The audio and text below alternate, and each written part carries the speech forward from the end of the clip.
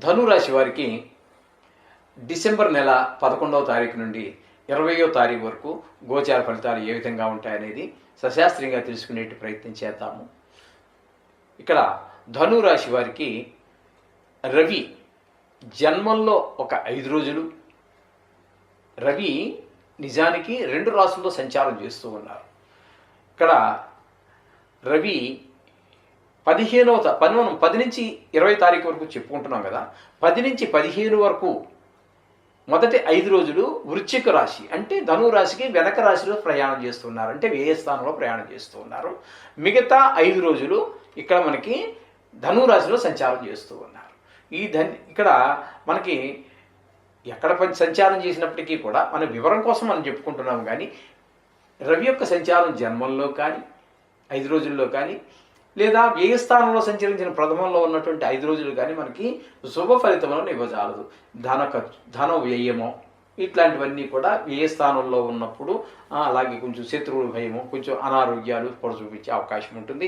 అలాగే ధనురాశి వారికి కూడా మనం చెప్పుకోవాల్సి వస్తే ఈ 5 రోజులు కూడా ఏమి అనుకూలమైన ఫలితాలు అయితే ఏమి ఉండవండి. కొంచెం అనారోగ్యాలు పొడ చూపే అవకాశం ఉంటుంది, ధనం వ్యయం ఉంటుంది, కాస్త కొంచెం చికాకుగా మనసంతా ఉండటము, ఈ విధమైనటువంటి ఈ పనులన్నీ జరుగుతూ ఉంటాయి. కొంచెం నేత్రాలకి సంబంధించినటువంటి ఏదైనా జబ్బులు ఉన్నట్టే వారికి, అలాగే కొంచెం మరింత ఇబ్బందులు అంటే కలిగే అవకాశం ఉంటుంది.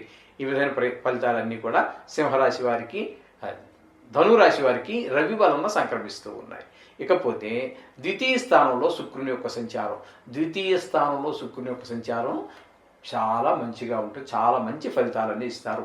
కుటుంబంలో పరిస్థితులన్నీ చక్కగా ఉంటాయి, ఆదాయం పెరుగుతుంది, మాట సౌమ్యంగా ఉంటుంది, భార్యాభర్తల మధ్యన అనుకూలత మరింత పెరుగుతూ ఉంటుంది.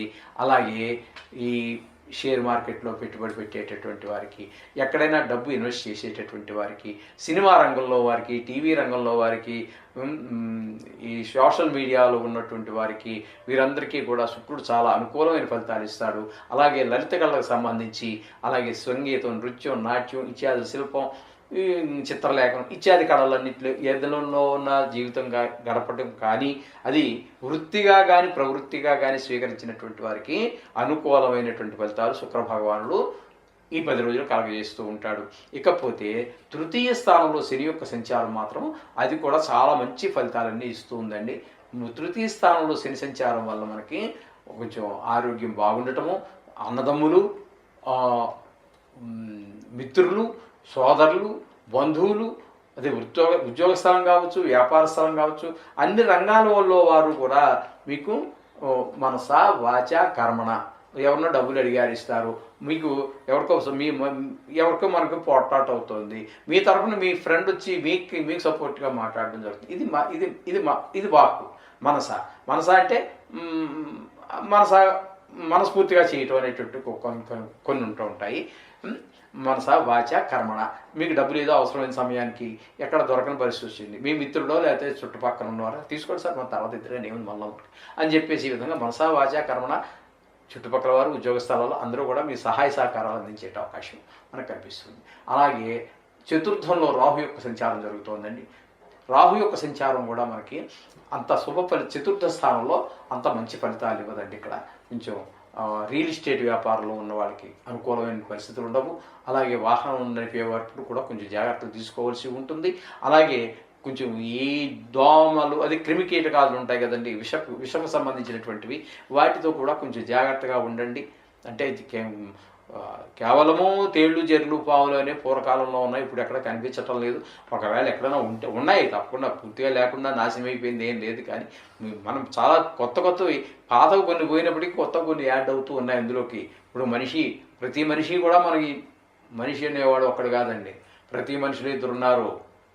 ఒక మనిషిగా ట్రీట్ చేస్తున్నారు జనాభా లెక్కలో, గవర్నమెంట్ లెక్కలోనూ. కానీ మన లెక్కలో మనం తీసుకోవాలంటే ఒక మనిషిని 2గా తీసుకోవాలి, ఇద్దరికంటే ఎక్కువగా కూడా తీసుకోవాలి. ఒకప్పుడు చాలా దేవుళ్ళ ఉంటాడు, ఒకప్పుడు వాళ్ళలోనే రాక్షసుడు ఉంటాడు. అలా చెప్పి దుర్మార్గుడాలనే అలా మంచి ఆడాను. కానీ ఇటువంటి వాళ్ళతో కొంచెం ప్రమాదంగా ఉంటుంది.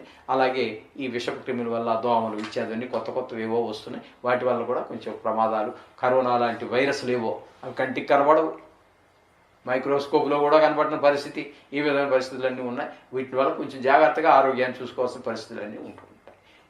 ఇక పంచమంలో గురువు యొక్క సంచారంగా మనం చెప్పుకోవాలి. ఎందుకంటే ఉన్నది షష్టమం, కానీ వక్రగతి ద్వారా పంచమ స్థాన ఫలితాన్ని మనం చెప్పుకున్నట్టయితే పంచమ స్థానంలో గురువు యొక్క సంచారం చాలా శుభప్రదంగా ఉంటుంది మనకి. ఎట్లా అంటే సంతాన విషయంలో కానీ, సంతానం యొక్క విద్య విషయంలో కానీ, ఒకవేళ ఈ జాతకుడే విద్య ఇంకా చదువుకుంటూ ఉంటే అతనికి ఆ విద్య విషయంలో, తన విషయంలో కానీ, పాండిత్యంలో కానీ మంచి స్నేహితుల్లో కూడా రకాలు ఉంటారు. మంచి దుష్టులు ఉంటారు, మంచి వాళ్ళు ఉంటారు. వాడి యొక్క ప్రభావం చాలా బాగుంటుందండి. ఖచ్చితంగా చాలా ఎక్కువగా ఉంటుంది. మంచి వాళ్ళ ప్రభావము చాలా ఎక్కువగా ఉంటుంది. తన ప్రభావం కంటే కూడా ఒక వయసులో పరిణితి చెందక ముందు, మనసు పరిణతి చెందక ముందు మిత్రుల యొక్క ప్రభావం చాలా ఉంటుందండి మన మీద. వాడు దుష్టుడితో స్నేహం చేసావా, దుష్టుడిగా మారిపోతాము. మంచివాడితో స్నేహం చేసామా, మంచిగా మారిపోతాము. ఎంత దుష్టుడైనా కూడా మంచిగా మారే అవకాశం ఉంటుంది. కాబట్టి ఈ స్నేహం అనేటటువంటిది మంచి వాళ్ళతో స్నేహం చేయాలి. ఈ చేత మంచి మంచి స్నేహితులు దొరుకుతూ ఉంటారు. ఈ విధమైనటువంటి అనేక రకాలైనటువంటి ఫలితాలన్నీ కూడా మనకి 5వ స్థానంలో గురువు వల్ల కలుగుతూ ఉంటాయి. విద్యలో ముందుకు వెళ్ళటం ఇట్లాంటివన్నీ కూడా. ఇకపోతే 8వ స్థానంలో కుజుని యొక్క సంచారం జరుగుతోందండి. 8వ స్థానంలో కుజుని యొక్క సంచారము అశుభ ఫలితాలనే ఇస్తుంది, కానీ శుభ ఫలితములను ఇవ్వడు.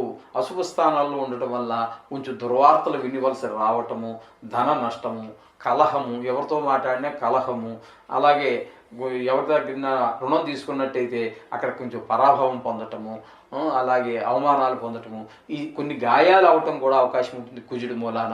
ఈ విధమైన ఫలితాలన్నీ కూడా మనకి మాటలో కఠినత్వం, కోపం ఇవన్నీ కూడా పెరిగే అవకాశం ఉంటుంది అష్టమంలో కుజుని యొక్క సంచారం వల్ల. ఇకపోతే 10వ స్థానంలో కేతు యొక్క సంచారం జరుగుతోందండి. 10వ స్థానంలో కేతు యొక్క సంచారం శుభ ఫలితములను ఇవ్వజాలదండి. ఉద్యోగ విషయంలో, వృత్తి విషయంలో కొంచెం చికాకులు, ఈ విధమైనటువంటివన్నీ కల్పిస్తూ ఉంటాడు. ఆదాయం తగ్గేటువంటి అవకాశం ఉంటుంది. ఈ విధమైన ఫలితాలన్నీ కూడా వస్తూ ఉంటాయి మనకి. ఇకపోతే బుధుని యొక్క సంచారం మనం చెప్పుకోవాలండి. బుధుని యొక్క సంచారం 4 రోజుల పాటు, ఒక 4 రోజుల పాటు నిజానికి బుధుడు ఉన్నటువంటిది వ్యయ స్థానంలో ఉన్నారు, కానీ ఆయన వక్రించి ఉన్న కారణంగా ఏకాదశ స్థానంలో ఒక 3 రోజుల పాటు ఉంటారు.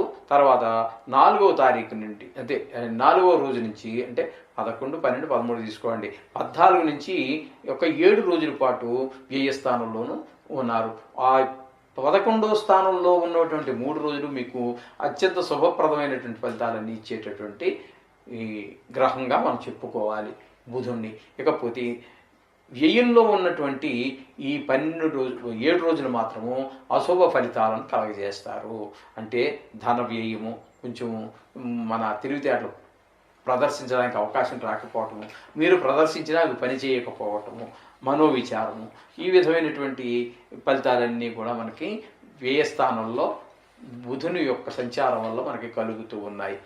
కాబట్టి ఈ విధమైన ఫలితాలన్నీ కూడా మనం ధనురాశి వారికి మనం చెప్పుకోవాలి. మనం చెప్పుకుంటున్నట్టుగానే అనుకూల ప్రతికూలతలన్నీ ఉంటూ ఉంటాయి.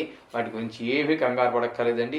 జాతకంతో రాయించుకుని దాంతో పాటు చేసుకున్నట్టయితే మంచి ఫలితాలు పొందే అవకాశం ఉంది. ఈ సౌకర్యం మా దగ్గర కూడా ఉన్నదండి. అయితే మీరు నిత్యం పూజలో నవగ్రహాలను కూడా చేర్చుకోండి. నవగ్రహాలకు సంబంధించినగా చేసుకున్నట్టయితే మీకు అంతా శుభంగా జరుగుతుంది. శుభం భూయాత్.